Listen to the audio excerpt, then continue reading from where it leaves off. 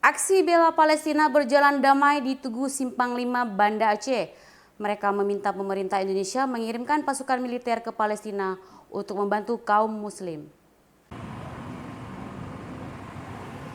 Ratusan massa yang tergabung dalam Forum Ukhuwah Muslim dan Muslimah Aceh menggelar aksi bela Palestina di Tugu Simpang 5 Banda Aceh pada Jumat sore.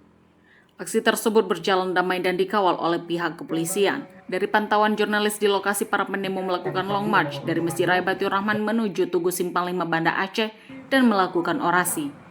Koordinator aksi Ferdiansyah dalam orasinya menyampaikan bahwa apa yang terjadi di Palestina merupakan kejahatan yang tidak bisa dimaafkan.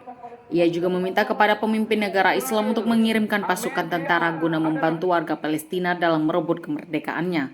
Kita pasti minta Palestina bebas dari Yahudi secara mutlak, karena Palestina itu adalah tanah kaum muslimin, sementara Yahudi baru masuk di sana di tahun 1940-an. Itu pun hadiah dari Inggris. Karena itu jelas tuntutan kita meminta Yahudi Israel untuk angkat kaki selama-lamanya dari Palestina. Itu tuntutan yang paling utama.